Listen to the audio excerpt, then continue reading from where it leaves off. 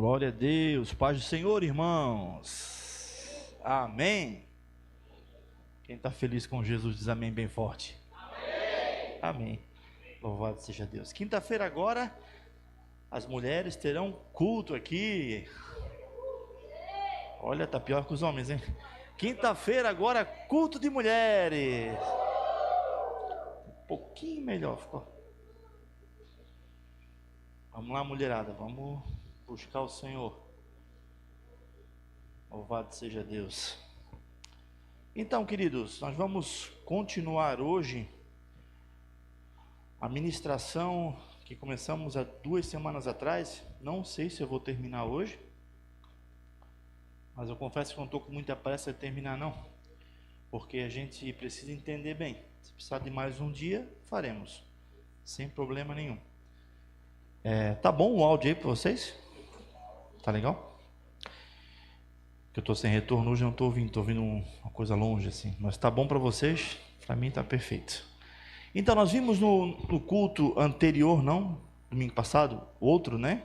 Domingo retrasado, a respeito dos últimos acontecimentos do final dos tempos, e nós falamos de uma forma mais detalhada sobre as 70 semanas de Daniel.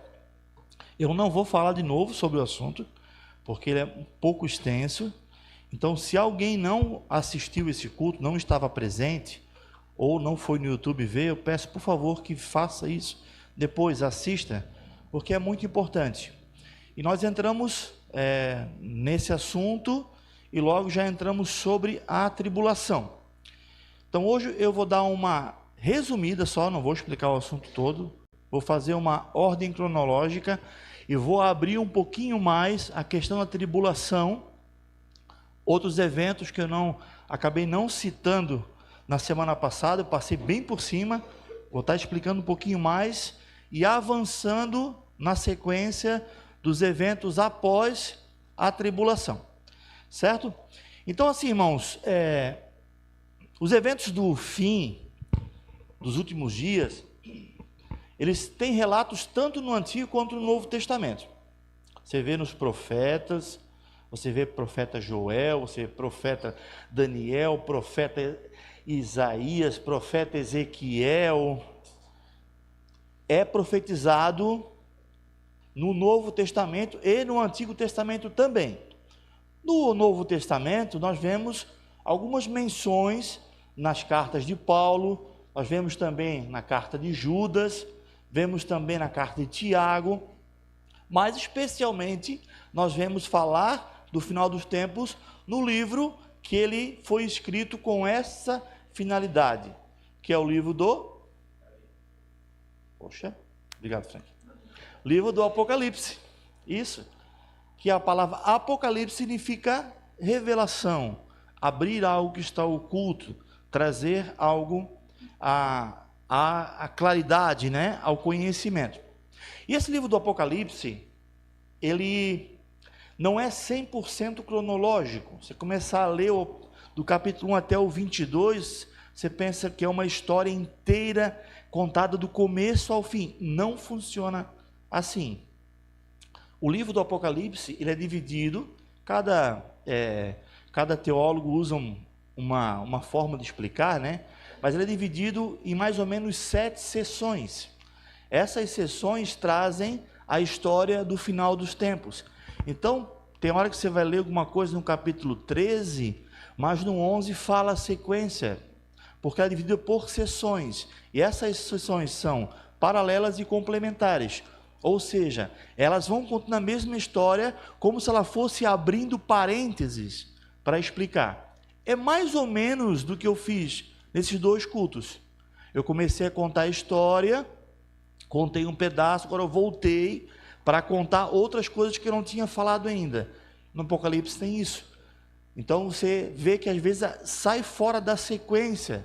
Aparece sobre a vinda de Jesus diversas vezes em capítulos diferentes, em ordens diferentes. Não é que está errado, é que é como se fosse diversas óticas a respeito do mesmo assunto. Porque ela é dividida por momentos, né? Por exemplo, as trombetas, né? As trombetas, elas estão dentro de uma parte da tribulação. Então não interrompe quando falo da tribulação para falar da trombeta. Fala separado, mas faz parte do mesmo cronograma. Conseguiram entender? Mais ou menos?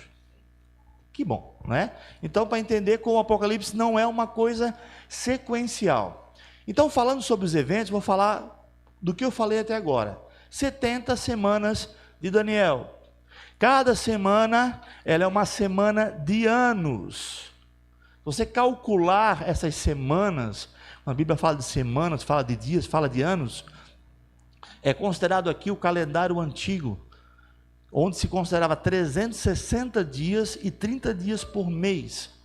Se você fizer os cálculos no Apocalipse ali que fala 1.260 dias, você vai ver que vai dar 3 anos e meio, considerando o calendário 360, que era o calendário usado na antiguidade, antes de ser instituído o calendário gregoriano. Então, essa é a base de cálculo que é feita nos dias das profecias. Então, essas semanas de Daniel, elas são subdivididas, como nós já vimos na outra semana. 7 semanas dessas é do decreto do rei Artaxerxes, a respeito da liberação da reforma do templo e dos muros, até a sua conclusão. E depois 62 semanas do término dessa reforma até a morte de Jesus, totalizando 69 semanas, que são 483 anos. Então essa é a primeira parte importante para entendermos a profecia das 70 semanas de Daniel.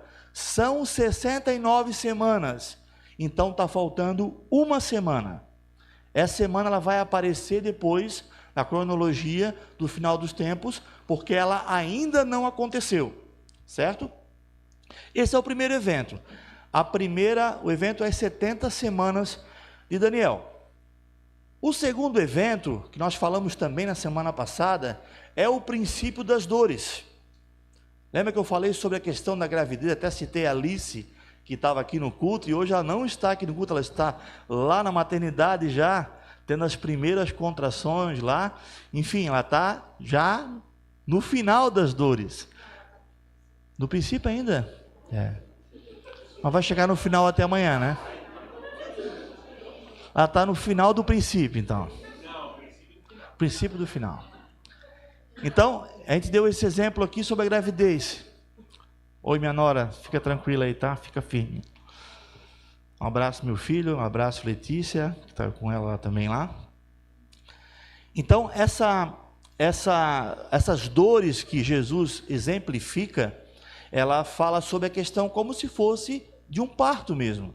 As dores, elas vão crescendo de acordo com o dia que vai chegando o nascimento do bebê.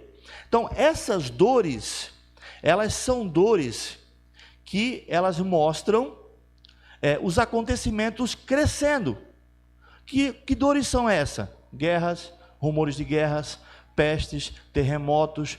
Quanto mais perto vai chegando a vinda de Jesus, essas dores ficam maiores, como uma mulher em trabalho de parto. Então a gente vê que está crescendo cada vez mais proporção de guerras, pestes, terremotos, tem crescido isso exponencialmente. Isso prova que está chegando a vinda de Jesus. Vimos também que no final, possivelmente no final desse período, que é chamado o período de princípio das dores, que ele vai da morte de Jesus até o início da tribulação, né? Esse período que ele começa com pequenas dores e vai até dores maiores, próximos à vinda de Jesus. Nós vimos que possivelmente no final desse período, ou no começo do período da tribulação, aconteceria a construção do templo. Isso não está escrito na Bíblia, porém as profecias bíblicas dizem que o sacrifício ele cessaria. Então, para ele cessar, ele tem que voltar a acontecer, o que não está acontecendo hoje. Quando o templo foi destruído em 70, de lá para cá não teve mais templo para fazer o sacrifício. Então, possivelmente, no final, ou em algum período desse período a princípio das dores, ou no próximo período, acontecerá a construção do novo complexo do templo. Isso vai acontecer. Também se cumprindo a profecia onde fala que o povo de Israel retornaria para Jerusalém. Irmãos, Israel não tinha voltado para a sua nação até os últimos 100 anos, sabia? Quando houve o retorno do cativeiro da Babilônia, quem voltou foi apenas o reino de Judá. Israel foi dispersa pelo mundo. O primeiro a ser exilado foi Israel, reino do norte. Foi exilado pelos assírios e o povo se pulverizou pelo mundo, não voltou mais. Quando houve o cativeiro do reino do sul, que eles foram para a Babilônia, eles voltaram 70 anos depois e retornaram e reconstruíram, isso que já falamos aqui, o templo, os muros. Mas Israel, as outras 10 tribos, elas não voltaram. E elas começaram a voltar há mais ou menos 100 anos atrás. Um pouco menos de 100 anos atrás. A partir do meado do século passado, o povo começou a regressar para Jerusalém. Começou a aparecer lá descendentes da tribo de Levi, de Issacar, de Zebulon, que estavam dispersos. Foram descobrindo nas suas raízes genealógicas que eram descendentes e foram voltando para Israel. Isso é profético. Israel voltaria para a sua nação. Então isso vai acontecer nesse período também. Vamos lá. Terceiro evento. Eu já falei também sobre isso.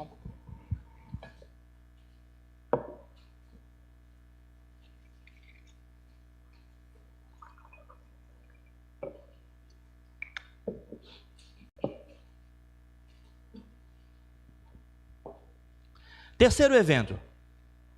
A última semana de Daniel. A semana de número 70. A última semana da profecia.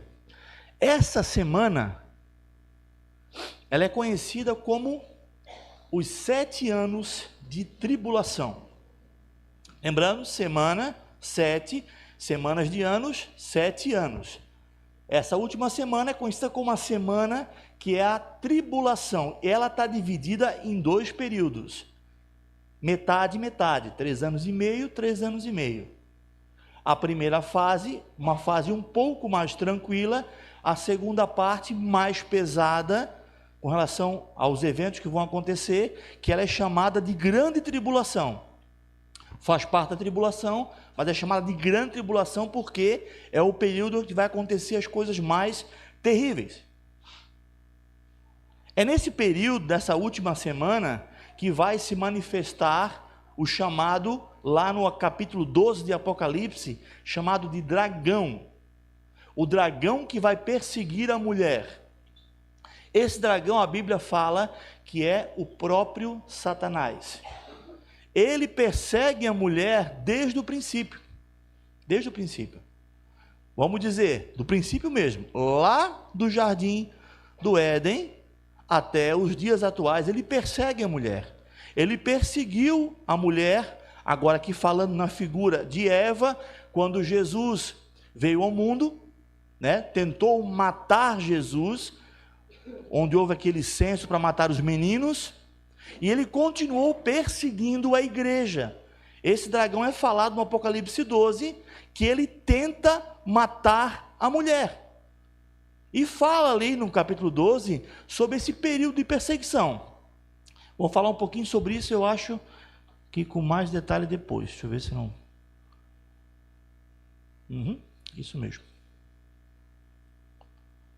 É nesse período também, dessa última semana, que é manifestado uns que alguns teólogos chamam de quarteto do mal. Não é o fantástico esse.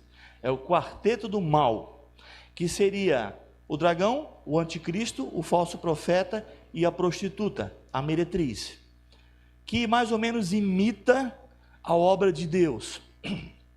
O dragão, sendo o diabo, querendo tomar o lugar de Deus.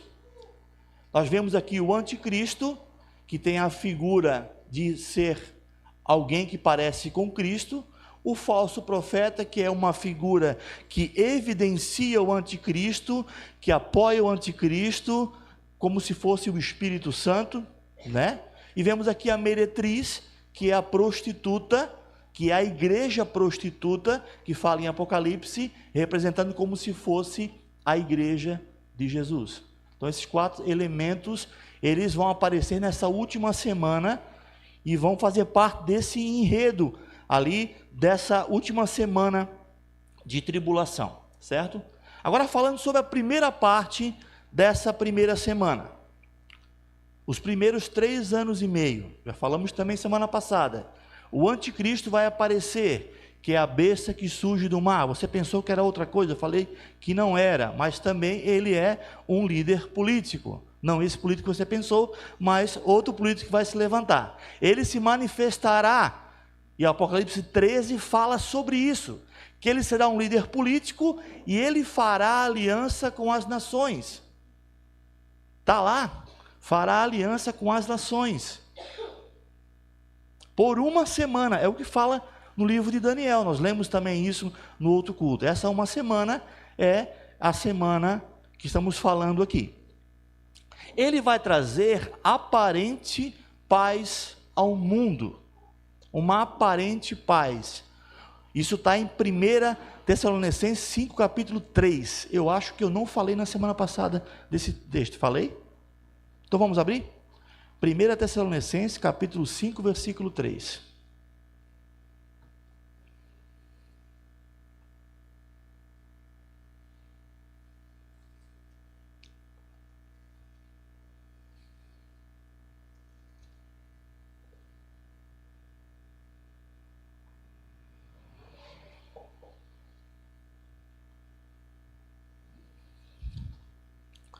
Primeira Tessalonicenses, capítulo 5, versículo 3.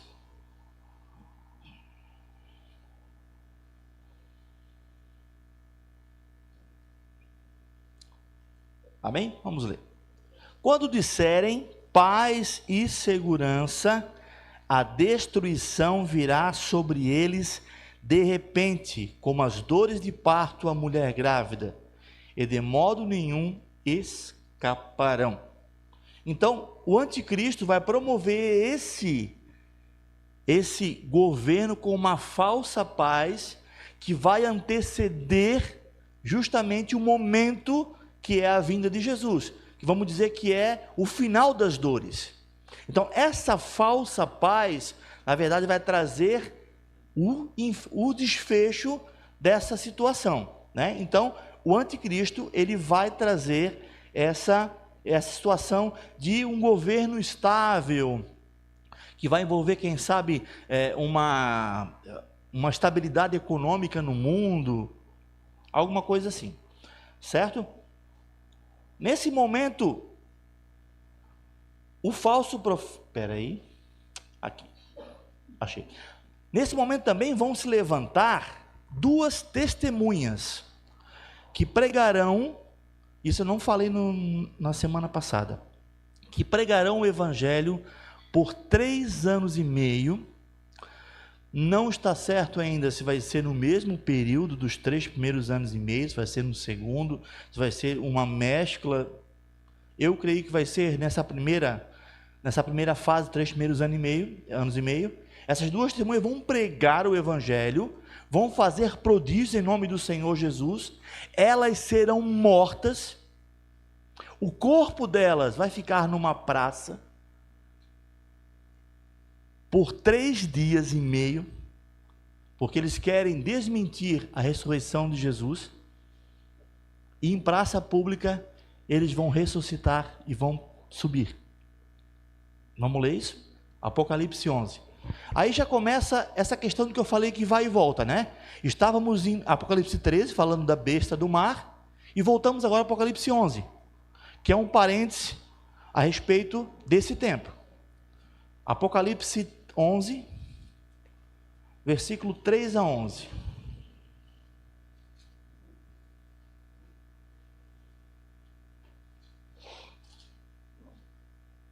Eu acho que não precisa explicar isso, mas eu vou falar mesmo assim.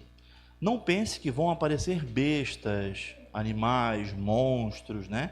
Não é assim que vai acontecer. Isso é que são figuras. Vão ser pessoas que vão realizar coisas, né? Porém, esses acontecimentos, ressurreição, isso vai acontecer. Mas as figuras sobre tinha chifre, tinha tantas cabeças, não vai ser assim. Isso é apenas uma ilustração do poder, da influência desses seres, tá? Dessas pessoas. Apocalipse 11, versículo 3. Darei poder às minhas duas testemunhas, e elas profetizarão durante 1260 dias, vestidas de pano de saco. Isso dá 3 anos e meio, segundo o calendário antigo. Certo? Essas são as duas oliveiras, os dois candelabros que permanecem diante do Senhor da terra. Se alguém quiser causar-lhe dano, da boca dele sairá fogo que devorará os seus inimigos. E assim que deve morrer qualquer pessoa que quiser causar-lhe dano. Esses homens têm poder para fechar o céu, de modo que não chova durante o tempo em que estiverem profetizando. E tem poder para transformar a água em sangue e ferir a terra com toda sorte de pragas, quantas vezes desejarem. Alguém lembrou de alguma coisa aqui? Mesma coisa que Moisés, a forma que Moisés foi usado por Deus, e a forma que Elias também foi usado por Deus, quando diz que a chuva ia parar, e a chuva parou. Então eles terão a mesma unção, sabe, de realizar prodígios que Moisés e que Elias, as duas testemunhas. Versículo 7. Quando eles estiverem terminando o seu testemunho, a besta que vem do abismo os atacará, e irá vencê-los e matá-los. Os seus cadáveres ficarão expostos na rua principal da grande cidade, que figuramente é chamada de Sodoma e Egito, onde também foi crucificado o seu Senhor. Durante 3 dias e meio, gente de todos os povos, tribos, línguas e nações contemplarão os seus cadáveres e não permitirão que sejam sepultados. Os habitantes da terra se alegrarão por causa deles e festejarão, enviando presentes uns aos outros, pois esses 2 profetas haviam atormentado os que habitavam na terra. Versículo 11. Mas depois dos 3 dias e meio, entrou neles um sopro de vida da parte de Deus, e eles ficaram de pé, e um grande terror tomou conta daqueles que os viram. Então eles ouviram uma forte voz do céu que disse: subam para cá. E eles subiram para os céus numa nuvem, enquanto seus inimigos olhavam. Naquela mesma hora houve um terremoto e um décimo da cidade ruiu. Ok, por aqui tá bom. Então, alguns dizem que esses homens eram realmente, o Senhor trouxe de volta Elias e Moisés. Eu creio que não. Mas eles serão usados da mesma maneira, com a mesma ousadia, serão ressuscitados em praça pública.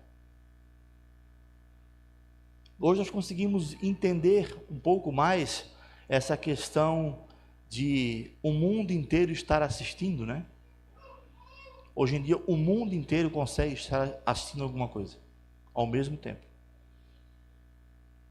Não sabemos se até isso acontecer, haverá uma tecnologia mais avançada ainda, mas com a que nós temos hoje, já é possível de o mundo presenciar esse fato aqui.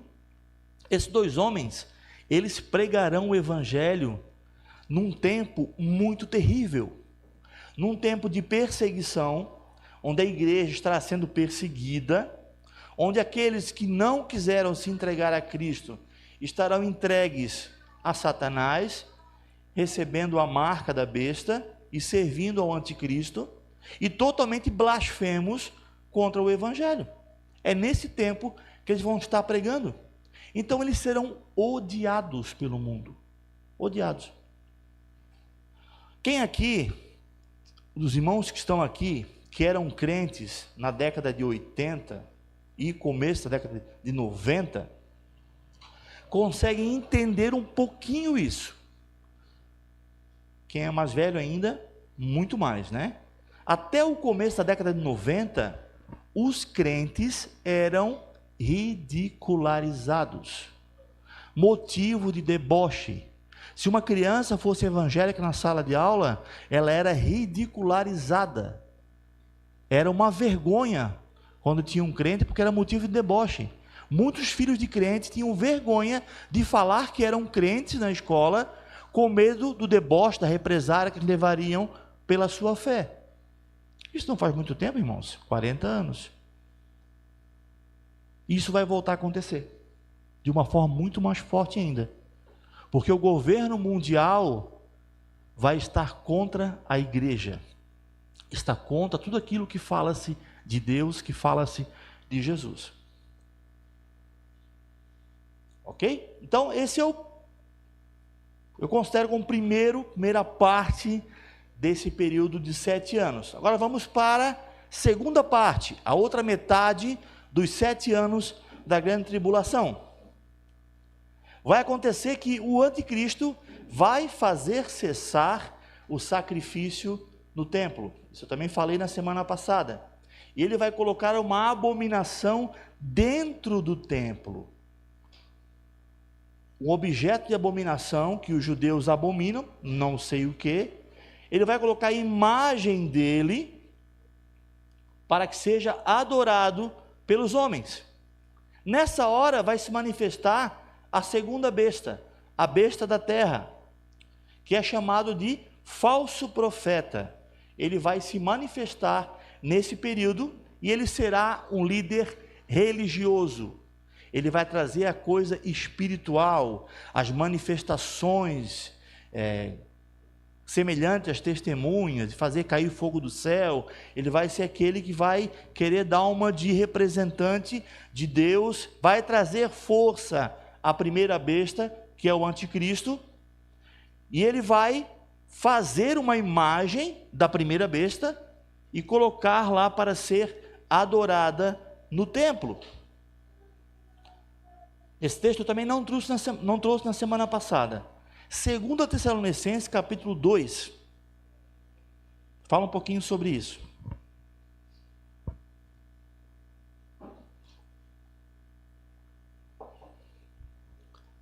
Segunda Tessalonicenses, capítulo 2. Vamos ler o versículo 3 e 4.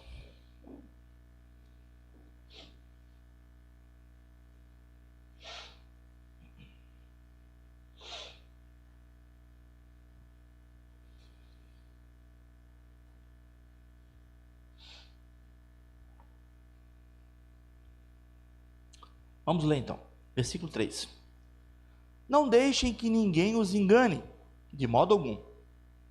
Antes daquele dia, virá a apostasia, e então será revelado o homem do pecado, o filho da perdição.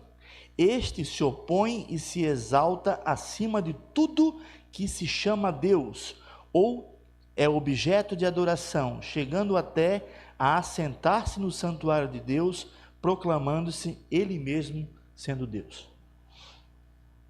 Então é isso que vai acontecer. Ele vai se opor a tudo que se chama por Deus, ele vai se opor, e ele vai se proclamar Deus, vai buscar adoração para si.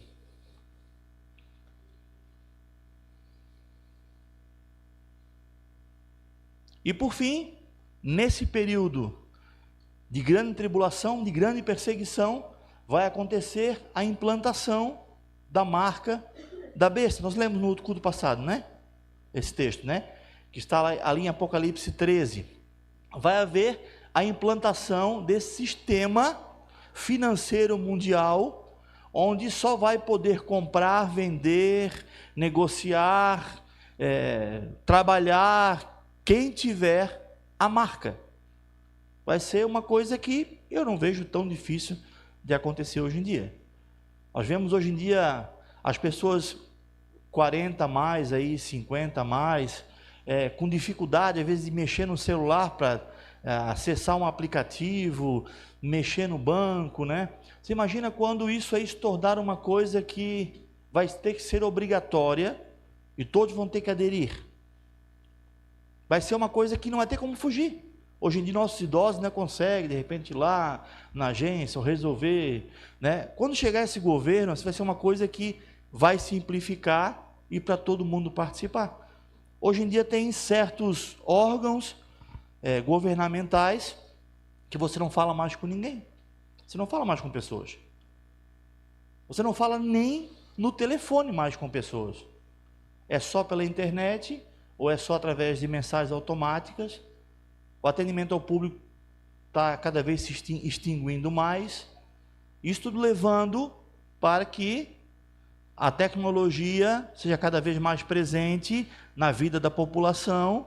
E eu creio que esse governo aqui do anticristo, essa moeda única, essa marca, que eu não sei como vai ser essa marca, né, há diversas especulações que existem, né? Mas eu não vou me arriscar a falar nenhuma aqui, porque você pode entender que eu estou dizendo que vai ser assim, e não dá para se afirmar como será, mas tudo está empurrando para que essa tecnologia avance e isso aconteça da forma mais normal possível. E quando fala-se que haverá paz e segurança, significa que esse governo vai trazer uma estabilidade mundial. Aí quem é o louco que vai dizer que um governo que traz a paz e a estabilidade mundial é uma coisa do diabo? Aí que a igreja vai voltar a ser louca, vai voltar a ser lunática, vai voltar a ser fundamentalista. Então, a igreja vai ter que ir contra um sistema que vai fazer bem para o mundo. Olha só, gente. Que coisa louca que não vai ser. E eu creio, né, se nós estivermos vivos, se isso for no nosso tempo, que a igreja vai passar por isso. Abrindo parênteses aqui a gente termina essa tribulação, ela vai se encerrar no início de um outro período. Existem aqui algumas opiniões a respeito dessa cronologia. Alguns dizem, é uma opinião mais recente, não tem, eu acho que nem 150 anos ainda, de que Jesus, ele voltaria para buscar a sua igreja antes desse período, né? Período antes da tribulação, Jesus levaria a igreja e só passaria pela tribulação o restante do mundo. E aqueles que perseverassem se salvariam com seus próprios esforços, mas não teriam a ajuda do Espírito Santo aqui, porque ele subiria com a igreja. Esse é um dos pensamentos a respeito da volta de Jesus. Outros creem que Jesus voltaria durante esse período, quem sabe no meio dessa semana, ou em algum momento dessa semana, Jesus voltaria para buscar a sua igreja. Essa volta, assim como os que pensam que era no começo, essa volta não seria uma volta absoluta, onde ele pisaria os pés na terra, mas ele chamaria a igreja subiria, encontraria com ele nos ares e iria para o céu, para as mansões celestiais, aguardando depois a segunda vinda de Cristo. Eu, por muito tempo, eu tive esse pensamento sobre a questão da vinda de Jesus, ela ser em duas fases. Uma que ele não pisaria na terra, levaria a igreja, depois voltaria. Mas eu confesso, depois de algum tempo estudando, alguns anos estudando isso, hoje para mim faz mais sentido. Repito, irmãos, como eu falei lá na outra semana, não estou aqui de forma nenhuma desmerecendo quem pensa diferente, porque isso são grandes teólogos que discutem esse assunto. Quem sou eu na fila do pão para discutir com essas pessoas? Mas eu entendo, pela minha forma daquilo que eu estudo da Bíblia, isso ser algo um pouco mais coerente, que a segunda vinda de Jesus, ela é única.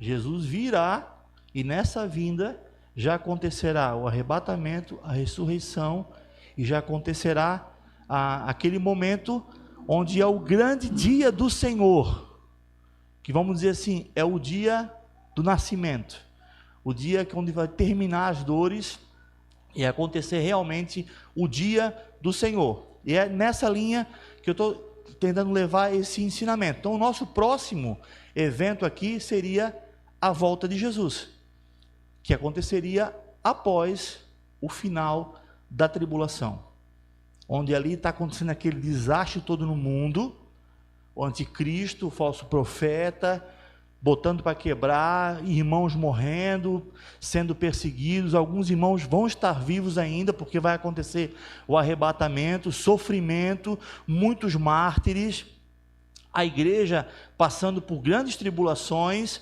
alguns negando a fé, desistindo da sua fé, aderindo ao sistema do anticristo, e aí ao final dessa última semana, vai acontecer a volta de Jesus.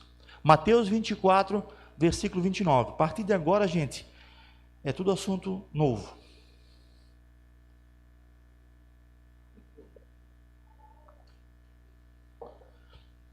Até então eu trouxe um pouco do que nós já vimos, com alguns acréscimos, mas agora são assuntos 100% novos.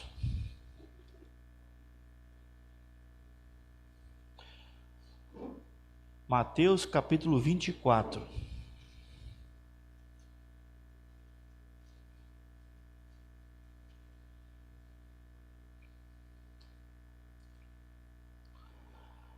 Versículo 29 até o 31.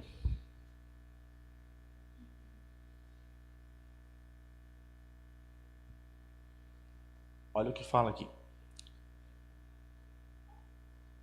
Imediatamente após a tribulação daqueles dias, o sol escurecerá e a lua não dará a sua luz, as estrelas cairão do céu e os poderes celestes serão abalados. Então aparecerá no céu o sinal do Filho do Homem, e todas as nações da terra se lamentarão e verão o Filho do Homem vindo nas nuvens do céu com poder e grande glória. E ele enviará os seus anjos com grande som de trombeta, e esses reunirão os seus eleitos dos quatro ventos, de uma a outra extremidade dos céus. Então acontece agora o grande e terrível dia do Senhor. É o que fala lá no profeta Joel também. Vamos abrir? Deixa a sua Bíblia aí marcada em Mateus e vamos abrir em Joel capítulo 4. 2, perdão. Não coloquei esse texto aqui, então.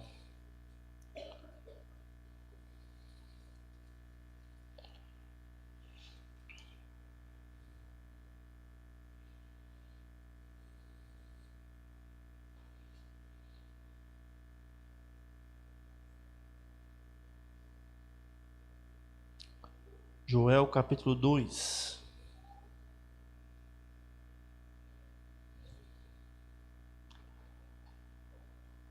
Versículo 1. Toquem a trombeta em Sião, deem o alarme no seu santo monte, tremam todos os habitantes do país, pois o dia do Senhor está chegando, está pronto, é dia de trevas e de escuridão, dia de nuvens e negridão, assim como a luz da aurora se estende pelos montes, um grande e poderoso exército se aproxima, como nunca antes se viu, nem jamais se verá nas gerações futuras. Esse dia, irmãos, de Joel 2 aqui, era o dia que os judeus esperavam que aconteceria na vinda de Jesus.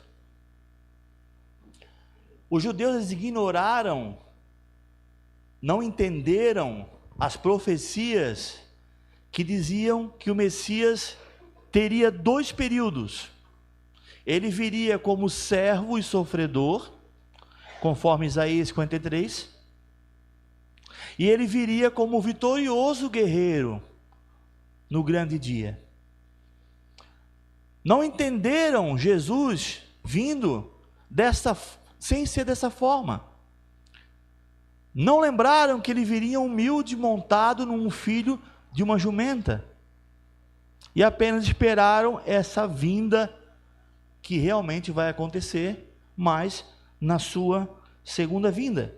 Então, essa profecia de Joel, ela está acontecendo vai acontecer nos dias do fim.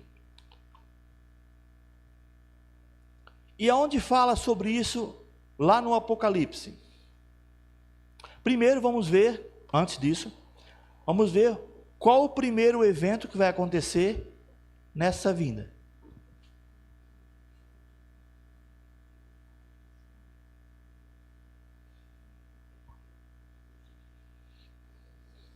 Maísa perguntou que fala ali no livro de Joel que vai terminar tudo com fogo, tudo vai tremer, tudo vai pegar fogo e vai se acabar na bola de fogo.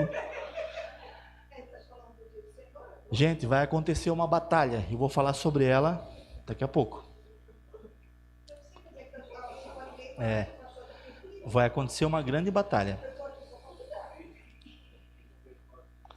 Algumas coisas, elas são simbólicas, outras coisas são literais, né? Então, o que vai ser literal, o que vai ser simbólico, não dá para dizer, certo? Se vai ser realmente bola de fogo, vai ser explosão, ou se vai ser uma derrota de alguma forma, mas vai ser algo grandioso. Essa aqui vai ser a Batalha do Armagedon, que eu vou falar daqui a pouquinho já. Vou só seguir a cronologia da coisa, tá? É que eu falei de Joel ali, estava fora não ia falar sobre isso. Aí, desculpa, tá? Perdão. O evento da volta de Jesus, quando Jesus aparece, lemos em Mateus ali, o sinal do Filho do Homem vai aparecer nas nuvens do céu e todo olho verá, né? Como eu já falei. Como todo olho verá? Não sei se Deus vai fazer algo especial para isso ou vai ser realmente tecnologia. Eu creio que será tecnologia, certo? Mas não dá para se afirmar também com certeza, né? Mas nesse evento da vinda de Jesus, vai acontecer o que está escrito lá em 1 Tessalonicenses, capítulo 4, versículo 14.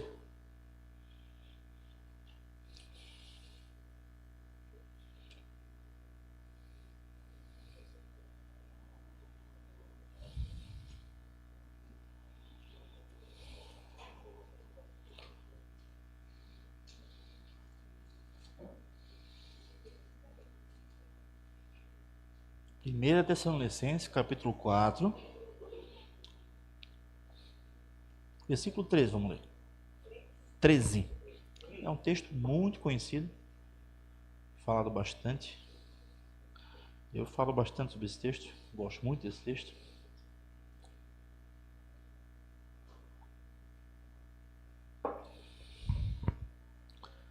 Irmãos, não queremos que vocês estejam ignorantes quanto aos que dormem, para que não se entristeçam como os outros que não têm esperança.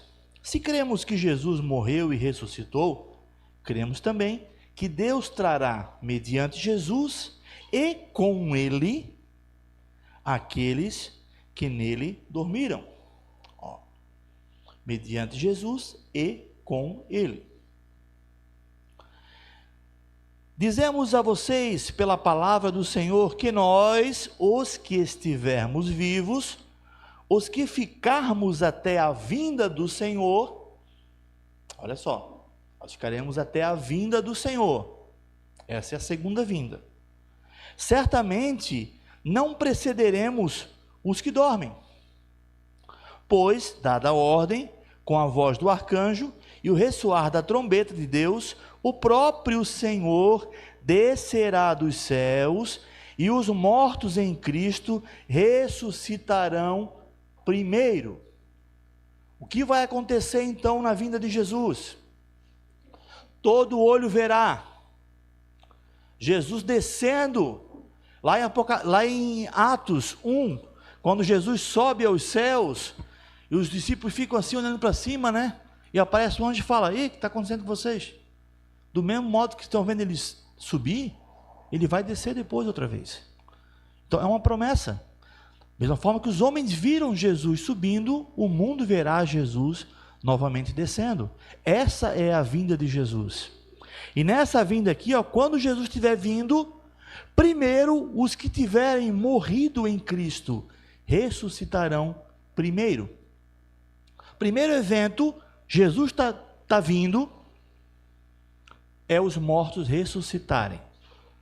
Vão sair da terra? Vão. E os que não são mais nada, viraram comida do peixe? Não sei. Mas eles vão voltar a ter um corpo de verdade. Como é que vai ser esse milagre? Creio que para Deus não tem impossível, mas isso vai acontecer. Aqueles que tinham acabado de morrer ali na tribulação, ali foram mortos pela perseguição pelo Evangelho, também serão ressuscitados. E eles vão subir e vão encontrar com o Senhor nas nuvens. Versículo 17. Depois nós que estivermos vivos, seremos arrebatados com Ele nas nuvens, para o encontro do Senhor nos ares. Eis assim estaremos com o Senhor para sempre. Vinda de Jesus, segunda vinda de Jesus, Ele voltará com poder e grande glória, não mais agora como servo sofredor, mas como guerreiro valente, como leão da tribo de Judá. Ele virá e a sua igreja será, primeiro, os que estiverem mortos ressuscitados, logo a seguir, aqueles que estiverem vivos serão arrebatados, e encontrarão o Senhor nos ares. Aí agora vem outra questão polêmica, é cheio de polêmica, tá? Esse assunto. Aqueles que creem que Jesus virá para buscar a igreja, depois ele voltará na segunda vida, creem que esse arrebatamento, essa ressurreição, as pessoas vão para o céu.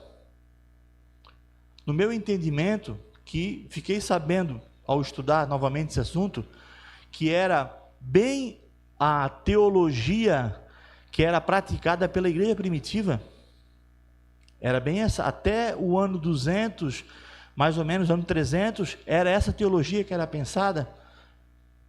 Não sabia que tinha essa diferença. A igreja não vai para o céu nesse momento.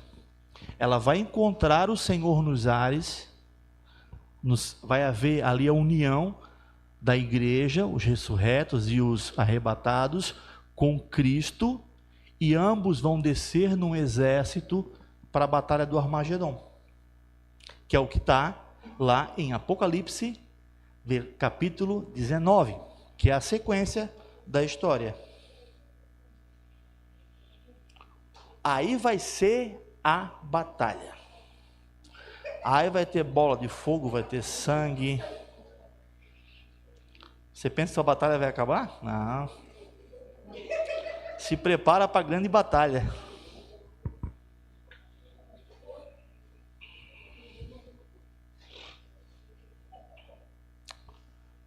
Apocalipse capítulo 19, versículo 11. Irmãos, eu estou tentando trazer esse assunto o mais mastigado possível, porque esse assunto é extremamente complexo. Extremamente complexo. Mereceria, eu acho que, cada culto para falar de cada assunto desse, de tão complexo que é. Estou tentando trazer assim a forma mais simples possível, né? Até eu queria ter preparado uma arte assim, com todas as fases, mas não consegui, não deu tempo. Apocalipse 19, versículo 11, fala o seguinte, ó. Vi os céus abertos e diante de mim um cavalo branco, cujo cavaleiro se chama Fiel e Verdadeiro. Ele julga e guerreia com justiça. Seus olhos são como chamas de fogo e sua cabeça há muitas coroas. É um nome que só ele conhece e ninguém mais. Está escrito em um manto tingido de sangue. Está vestido com um manto tingido de sangue e o seu nome é Palavra de Deus. Os exércitos dos céus o seguiam, vestido de linhos finos, brancos e puros, e montados em cavalos brancos. Da sua boca saiu uma espada afiada, com a qual ferirá as nações. Ele as governará com cetro de ferro. Ele pisará o lagar do furor da ira de Deus Todo-Poderoso. Em seu manto e em sua coxa está escrito: Rei dos Reis e Senhor dos Senhores. Ô glória, você ficou feliz com isso? Jesus, irmãos, ele vai vir como um guerreiro, e nós vamos junto com ele, montado em cavalos também, para lutar essa batalha com Cristo. Quem conhece aquela música assim, ó? Os guerreiros se preparam para a grande luta. Essa é a luta, irmãos.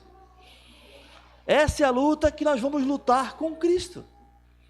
Vamos ser transformados, nosso corpo vai ser transformado. A ressurreição e o arrebatamento vai glorificar o nosso corpo. Lembra que nós sempre falamos, quando falamos sobre o pecado, sobre a santificação? A santificação é um processo que nós passamos aqui na terra, lutando contra o pecado, buscando agradar a Deus, até chegarmos na glorificação. Glorificação é o estado perfeito, onde o nosso corpo vai ser aperfeiçoado. O apóstolo Paulo fala lá em 1 Coríntios capítulo 15, que o nosso corpo mortal vai ser desfeito, e o nosso corpo mortal vai ser revestido da imortalidade. É isso que vai acontecer aqui. Nós seremos transformados. Ô Bruno, tu vai sair correndo lá, mano?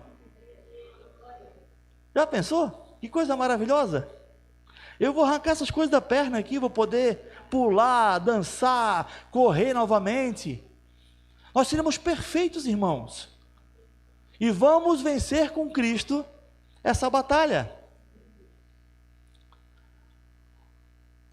O texto fala que as suas vestes eram tingidas de sangue.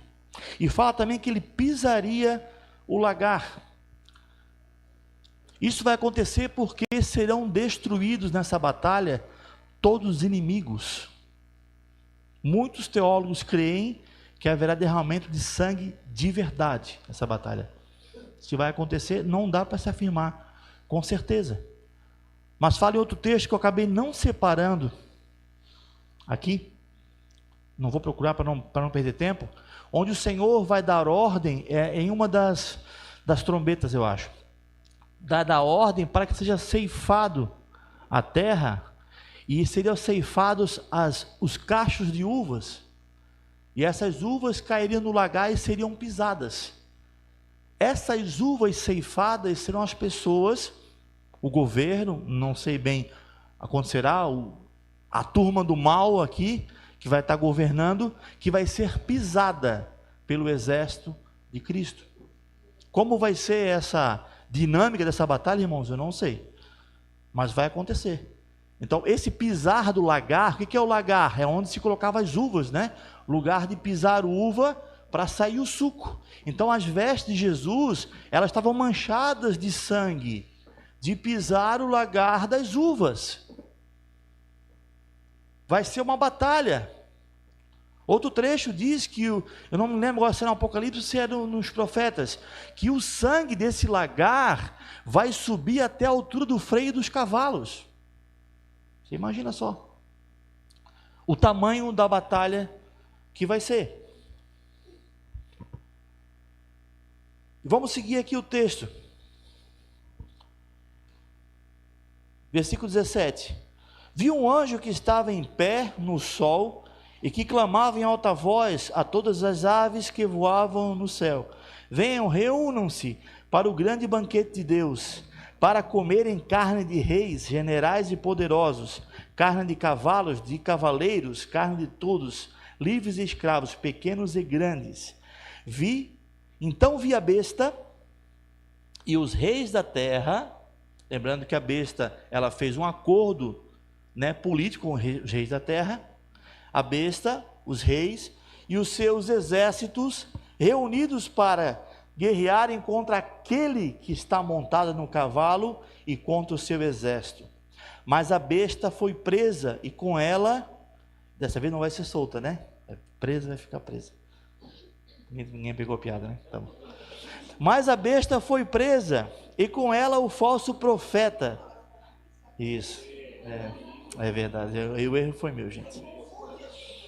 Mas a besta foi presa, e com ela o falso profeta que havia realizado os sinais miraculosos em nome dela, com as quais ele havia enganado os que receberam a marca da besta e adoraram a sua imagem. Então aqui nesse momento de batalha, onde os exércitos vão se levantar, o Senhor vai derrotar aqueles exércitos, vai prender o anticristo, que é a primeira besta, e o falso profeta, que é a segunda besta.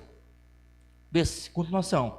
Os dois foram lançados vivos no lago de fogo, que arde com enxofre. Os demais foram mortos com a espada que saía da boca daquele que está montado no cavalo, e todas as aves se fartaram da carne deles. Carnificina, né? Para quem acha o Antigo Testamento carnificina, né?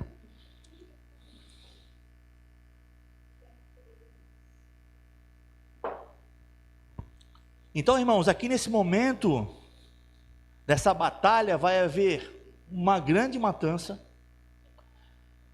A besta, né, o anticristo e o falso profeta vão ser presos e lançados no lago de fogo.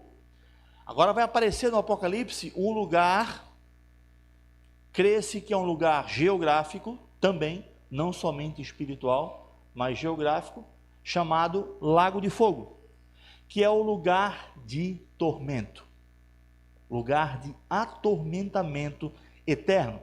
Para aqueles que pensam que o diabo, ele é o dono do inferno, ele manda no inferno, ele é o cara que fica lá chifrando as pessoas no inferno, e ele vai, né, ficar de boa lá na eternidade, atormentando aqueles que não seguiram a Deus, né? Tem aqui um ambiente diferente aqui, que é bem contrário disso. Haverá um lugar chamado Lago de Fogo, que já tem dois primeiros hóspedes no Lago de Fogo, que é a besta e o falso profeta. Ok? Encerrado isso, vai começar outro período, que assim como tudo no Apocalipse, né, no final dos tempos, é polêmico, isso também é polêmico, chamado o milênio. Será que eu começo o milênio hoje? Tá fervendo, né? Eu vou começar a falar um pouquinho, vou até umas 9h15, e depois no próximo culto eu volto para falar um pouquinho mais detalhado e continuar a história. Pode ser assim? Pode ser? Entenderam até aqui? Parece papo de doido, né? Nós somos doidos mesmo. Milênio. Assim que acabar a batalha do Armagedon, assim que a besta e o falso profeta forem lançados no lago de fogo, vai começar um período chamado milênio. Essa ordem cronológica, como eu já falei, é a mesma que era adotada pela igreja primitiva. Essa visão mudou um pouco a partir do ano 300, eu acho, não me recordo agora, e começaram a entender que o milênio seria um período intermediário até a tribulação, e não um período após a tribulação, né? Mas essa visão sobre o milênio, ela não fecha em muitos aspectos, porque o milênio ele tem algumas particularidades que não se encaixa se estivéssemos vivendo o milênio agora, por exemplo. Não se encaixa. Certo? Mas eu não vou entrar explicando essa outra para não confundir mais ainda. Vou falar só daquela que eu estou defendendo aqui, que eu estou fazendo os irmãos entender. Então, nesse milênio, ele vai começar, e vamos ler no capítulo 20 de Apocalipse, no versículo 1, vai começar com um evento muito importante.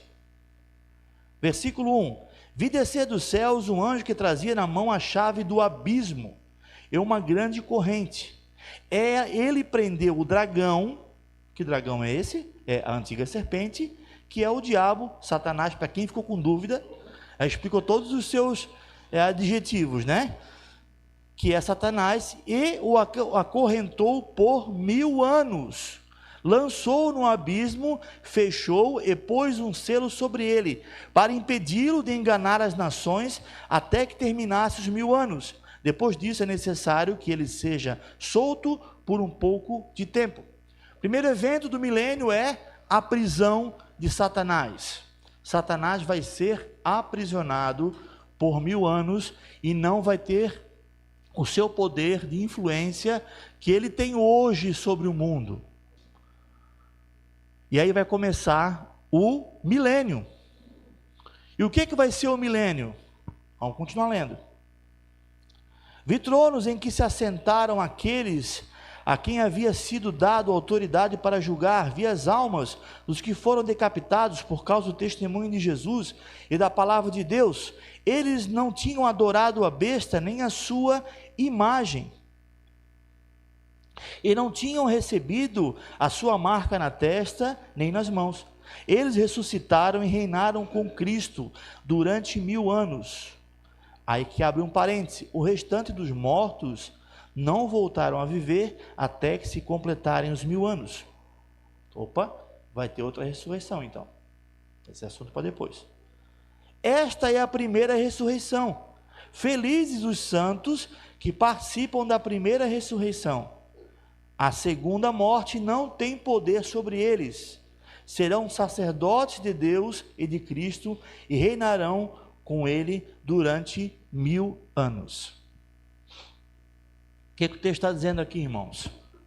Nesse período pós-tribulação, pós-guerra do Armagedon, pós ser lançado o inimigo, a besta e o falso profeta no lago de fogo, e Satanás ser preso, haverá o reinado de Cristo. Cristo vai reinar aqui na terra, e nós reinaremos com ele. Será o reinado de Cristo e da sua igreja aqui na terra. Mas reinará sobre quem? Sobre aqueles que estiverem aqui na terra ainda, que haverão pessoas aqui na terra ainda. Como vai ser esse reinado, irmãos? Não imagino. Há muitas especulações, que vai ser semelhante quando Jesus veio após a sua ressurreição, que ele poderia aparecer e desaparecer como uma coisa diferente por ser glorificado.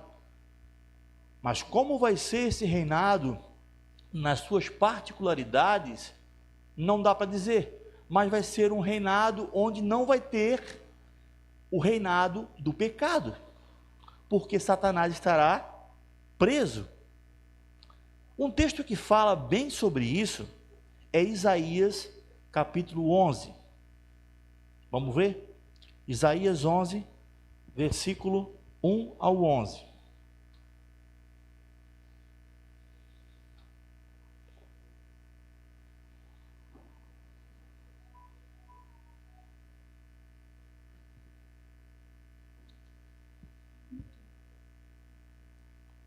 Eu vou terminar com esse versículo, a gente continua no próximo culto.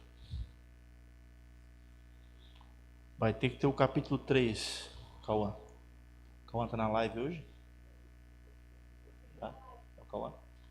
Vai ter que ter o 3, tá? Esse vai ser o 2. Isaías capítulo 11, versículo 1. Um ramo surgirá do tronco de Jessé, e das suas raízes brotará um renovo. O Espírito do Senhor repousará sobre ele, o Espírito que dá sabedoria e entendimento, o Espírito que traz conselho e poder, o Espírito que dá conhecimento e temor do Senhor.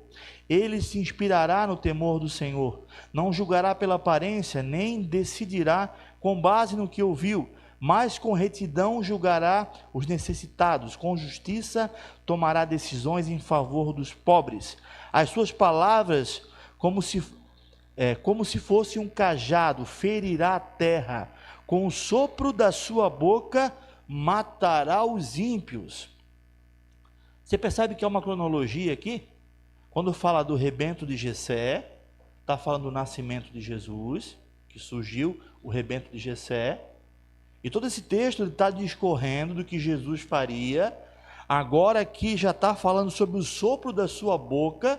Lembra que fala em Apocalipse que a espada que saía da sua boca feriria os seus inimigos. Agora o tempo aqui já não é mais Jesus na primeira vinda, mas Jesus na segunda vinda. Com o seu cajado ferirá a terra. Isso aqui é a batalha do Armagedon. E com o sopro da sua boca matará os ímpios.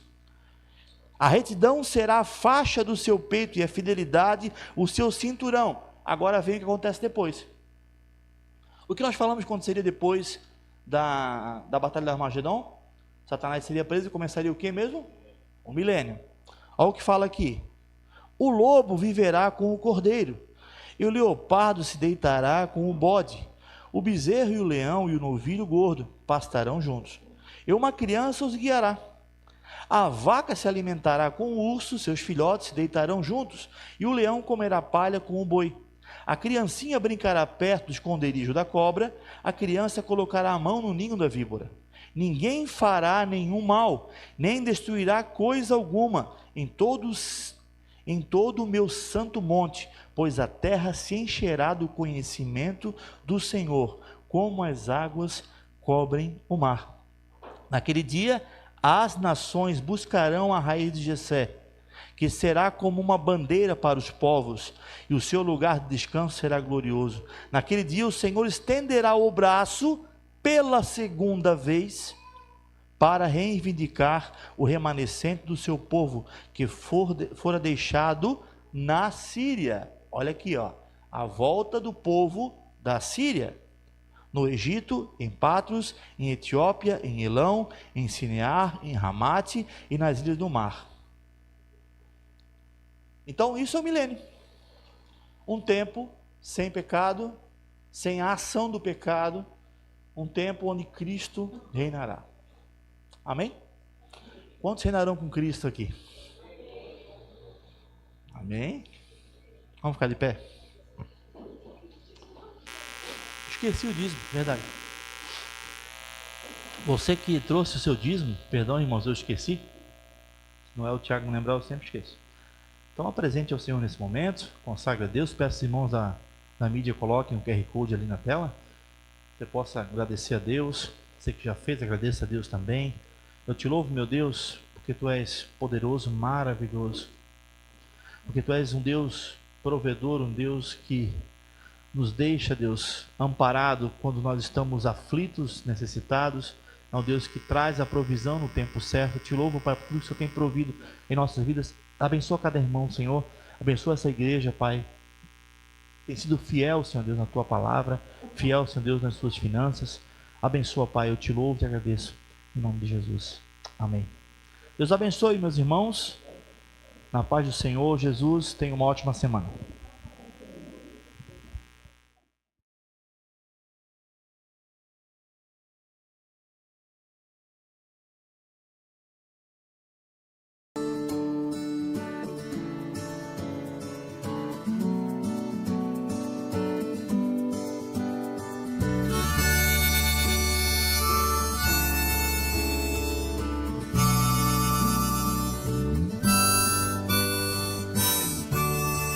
Descobri a alegria quando um dia eu te encontrei.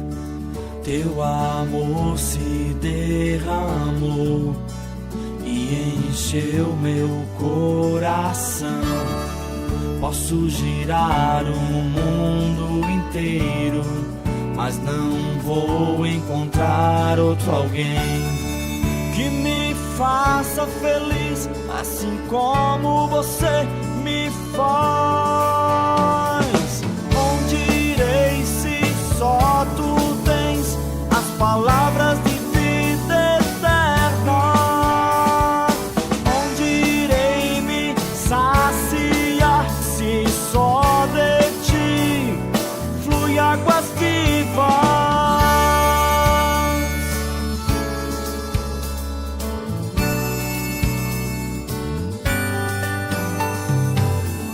Explode em mim tamanha paixão.